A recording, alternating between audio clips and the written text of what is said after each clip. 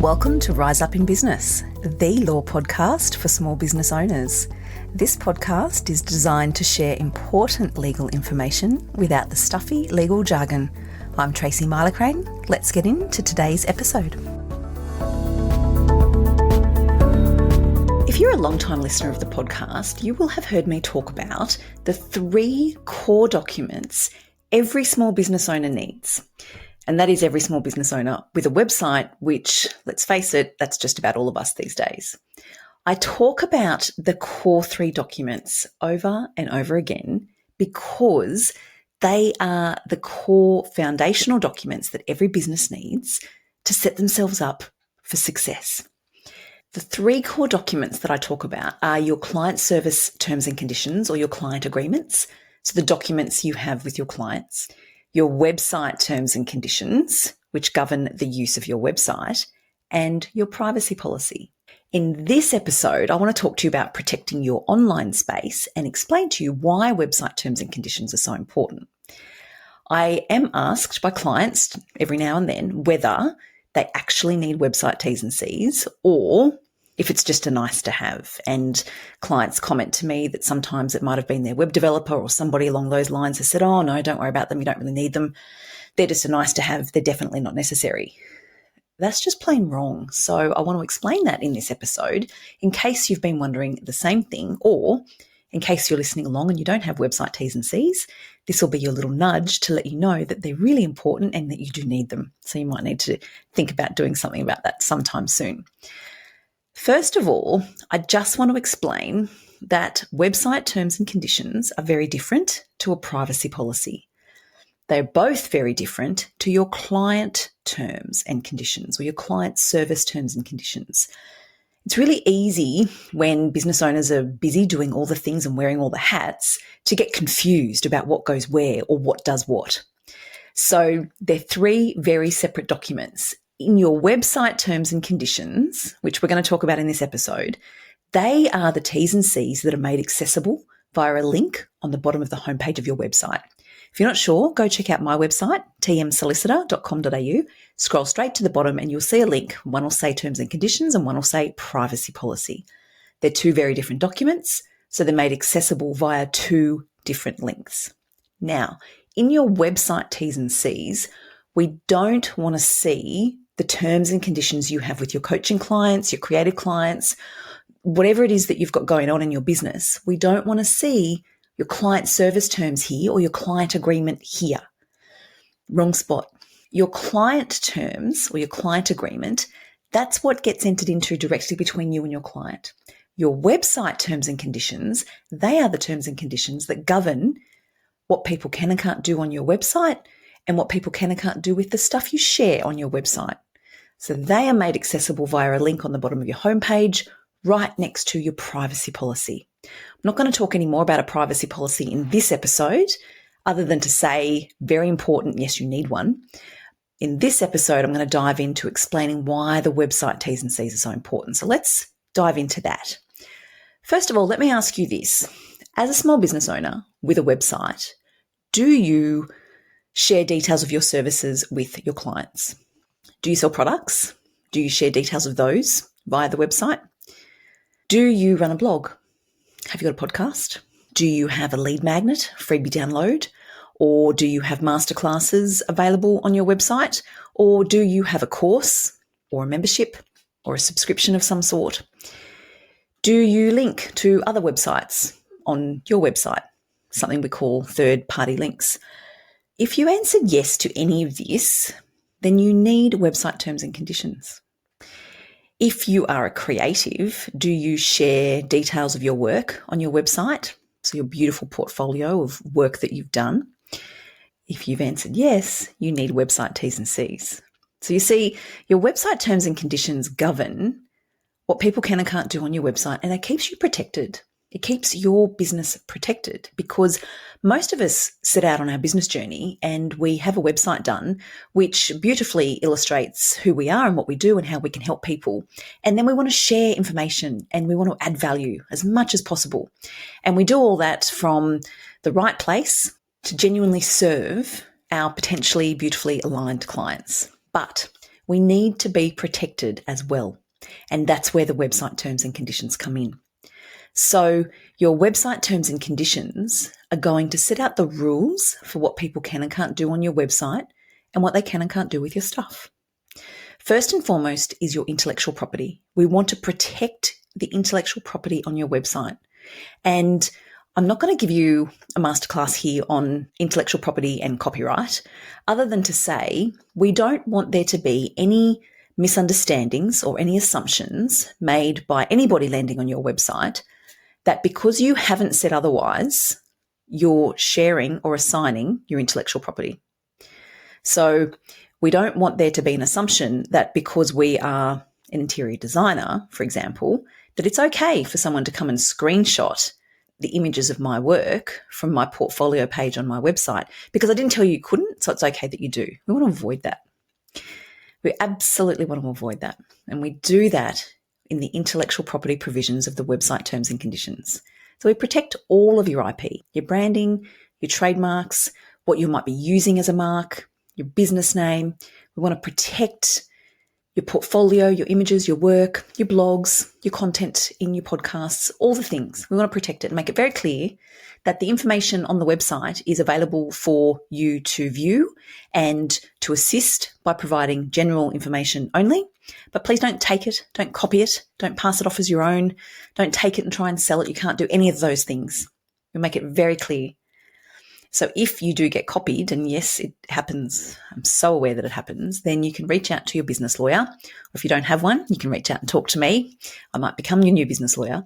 And we can talk about the process around a cease and desist letter, which is strengthened and far more streamlined because of your beautifully tailored intellectual property provisions in your website T's and C's. You see, so they're really important.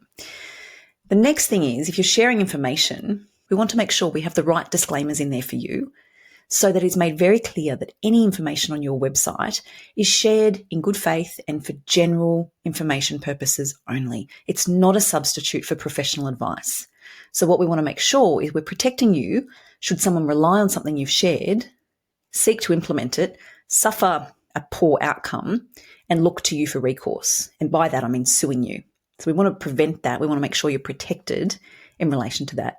And the same goes for any freebie downloads. So you might have lead magnets on your website designed to do a whole host of things. But again, we want to make sure that they're addressed in your website terms and conditions so you can't be sued if someone relies on it, and also so people can't copy it and think that's a great idea, I'm going to copy that and do the same thing. So we want to make sure we're making it very clear that you're not entitled to copy it. It's not your IP, it's my IP, just allowing you to use it. But also the information in my lead magnet or my freebie download is for general information purposes only. So we want to make sure that that's really clear. Then when we get into more nuanced offerings around things like your courses, your masterclasses, you might have a membership, people might be able to sign up to events on your website, might be able to review your podcast, all sorts of things. We need to make sure that the intellectual property in all of that is protected, and we need to make sure that the right disclaimers and liability limitation clauses are included so that, again, people are using it for the good faith intention that you're sharing it and that there's no liability to you attached later. And we do all that in the website terms and conditions. So there's a lot going on in these terms and conditions that you have accessible via a link on the bottom of your homepage. They are so important for all the things that you're doing on your website. If you are building a mailing list and you email your list and you've got a page there where someone can subscribe to receive your lovely emails, then we need to make sure that's addressed in your website terms and conditions so that you're complying with the Spam Act, because there is such a thing and you can't just add someone on and start emailing them because you like them or because you want to. They need to go through the process of making sure they've given you consent, whether express or implied, and that's all covered in the provisions included in your website terms and conditions. There's a lot going on. But as you can probably guess, like all of the legals that you are having developed for your business, website T's and C's aren't one size fits all either. So if you're a long-time listener, you will have no doubt heard me say so many times, DIY is for Bunnings, not for your legals. And that's because these legal documents are far too important to take shortcuts with, and no two businesses are the same. Similarly, no two websites are the same. So we all do different things on our website, whether it's blogs, freebie downloads, sharing our portfolio, having access to our podcast, signing up for other offerings, watching our masterclasses. Everybody's doing different things. And everyone's rules tend to be nuanced as well in relation to cancellations, refunds, money back guarantees. There's a ton of things that vary between business to business. And it's really important to take the time to get these right so that your website T's and C's work for your business. They protect what you're doing on your website. Now, when we start talking about the different offerings, if you're selling things through the website, or if people can sign up to your courses or programs, you also need click-wrap terms and conditions, which relate to each particular offering, whether it's a course, a program, an event, products, whatever it might be. Special T's and C's need to be set up at the point of payment or the point of purchase or sign up. And you need your participant or your client to tick a box to say, yes, by ticking this box, I agree to these terms and conditions. They are not the website terms and conditions. They are a bit different because they relate to whatever it is that's being purchased or whatever offering someone's signing up for. So we can't just replicate, and I've seen people do this in error, or copy and paste our website T's and C's in that tick box area. That's an error. And don't make that error now that you know. There's no doubt that digital content has boomed over recent years. We've got more online businesses than ever before, which is fabulous. It's fabulous that this is the age that we live in and that our services can be accessed so far and wide. I think it's incredible. But the caveat to that is you need to make sure you're protected in the same way that you do when you're engaging with your clients in a one-on-one capacity. You have your client contracts for that, your website T's and C's and your privacy policy, which form the core trio of documents that I talk about so often. They're just as important to get them right, to make sure that you're set up properly, that you're complying with your obligations under the consumer law, that you're protecting your business, and you're building trust and credibility with your clients. We've all seen fly-by-night websites come along, buy this from me, do this for me, I promise you this. We've all seen it. But one of the things you can do, I do it always, I know my clients do it now, you can too. One of the things you can do always is scroll to the bottom of that website that you haven't seen before and have a look. And do they have website terms and conditions? Do they have a privacy policy? If they don't, do what I do, move on. Because they're either saying to you, I don't know, I'm not a serious business person, or I just don't care. And regardless, I don't want to do business with that. So your website terms and conditions do so much more than just tick a box to say, yep, I've done it. They need to be tailored for your business to protect what's happening on your website. And if done well, you're helping build trust and credibility with your potential clients because you're sending the message right from the first time someone lands on your website, yes, I'm a serious business person, and yes, I know what I'm doing. I hope this has been helpful for you in answering any questions you may have had around why do we need website T's and C's and why are they so important. I have resources on my website as well if you want to dive in and read more about your website T's and C's, about your privacy policy. There's a page specifically dedicated to website documents on the resources page of my website. You can go and check it out. There's loads of stuff there designed to help you and answer questions that other people have had. If you want to talk more about developing website terms and conditions that are tailored for your business, please reach out. I would love to have the conversation and I'm so happy to help.